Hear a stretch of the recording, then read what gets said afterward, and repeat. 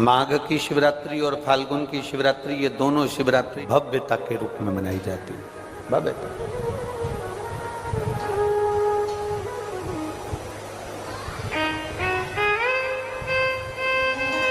दुनिया के लोग कहते हैं कि शिवरात्रि के दिन भगवान शंकर की पार्वती जी के साथ शादी हुई। ये दुनिया के लोग कहते हैं।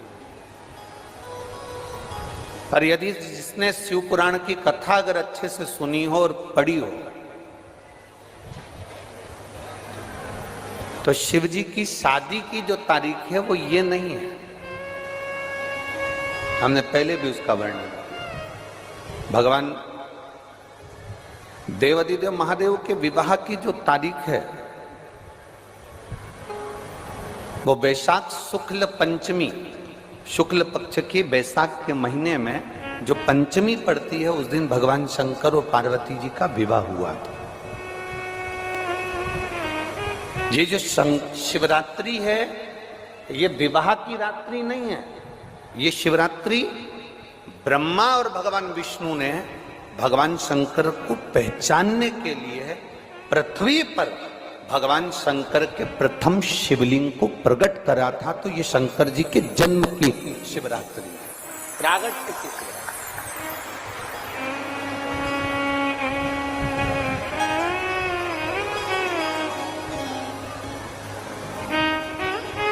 ये शिव जी के प्रागट्य की शिवरात्रि है। ये शिवरात्रि जो आएगी, माघ की शिवरात्रि, जो मूल शिवरात्रि होती है, जिस दिन शिवरात्रि के दिन भगवान ब्रह्मदेव और भगवान नारायण ने भगवान शंकर को एक पर्वत को घुमाकर उनके लिंग की आकृति, उनका स्वरूप प्रकट किया। उनका स्वरूप प्रकट किया, उनका जन्म। आपसे कोई पूछे कि शंकर जी का जन्म कब हुआ था, बिल्कुल बेझिझक कह सकते हो शिवरात्रि के दिन, हैप्पी बर्थडे ने टू यू। उसमें तुम्हें सोचना नहीं। भ्रम फैलाने वाले बहुत भ्रम फैलाते हैं।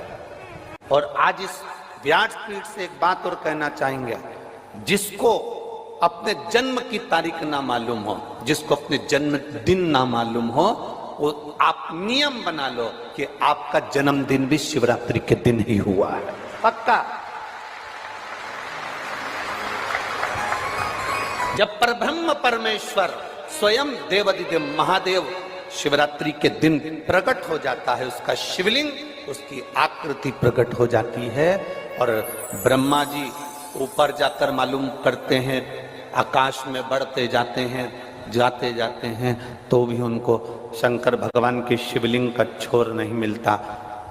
भगवान नारायण नीचे की ओर बढ़ते चले जाते हैं, पाताल की ओर, और उनके चरण नहीं मिलते। तब हार जाते हैं कि शंकर को पहचानना कठिन है।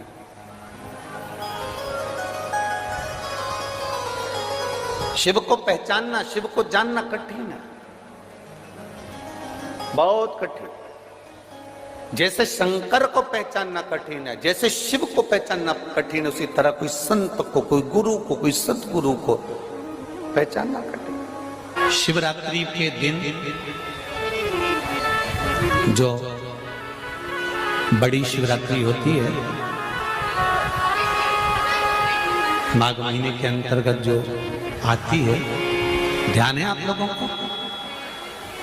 उस शिवरात्रि के दिन सबसे ज्यादा जरूरी क्या होता है चढ़ाना? एक बेर। क्या जरूरी है? क्या बोलते हो? बेर की बोर, जो भी बोलते हो, जिसमें गुठली होती है और अपन लोग बोर खाते हैं, बेर खाते हैं। मात्र एक बोर, एक बेर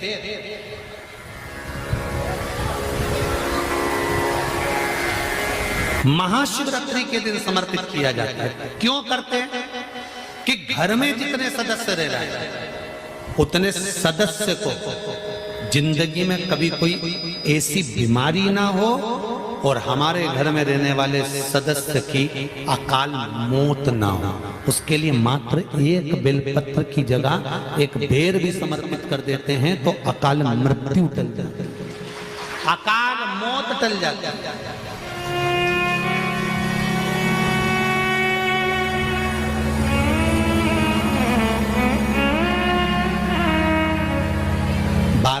शिवरात्रि आती है, जिसको 12 मासिक शिवरात्रि कहते हैं। हम कई लोगों से कहते हैं अगर जिंदगी में ज्यादा नियम नहीं ले सकते तो एक नियम ले लो, और उसका फल क्या होता है ये मात्र 3 महीने की शिवरात्रि कर कर देख लेंगे। केवल 3 महीने की शिवरात्रि, ज्यादा कुछ नहीं कर सकते। हर महीने शिवरात्रि आती है। प्रत्येक शिवरात्रि के दिन 3 जगह पर दिया लगाना प्रारंभ कर दो। पहला बेलपत्री के वृक्ष के नीचे, दूसरा शंकर भगवान के मंदिर पर, तीसरा आंवले के वृक्ष के नीचे। केवल ये 3 जगह पर दिया लगाना चालू कर दो। कौन से दिन?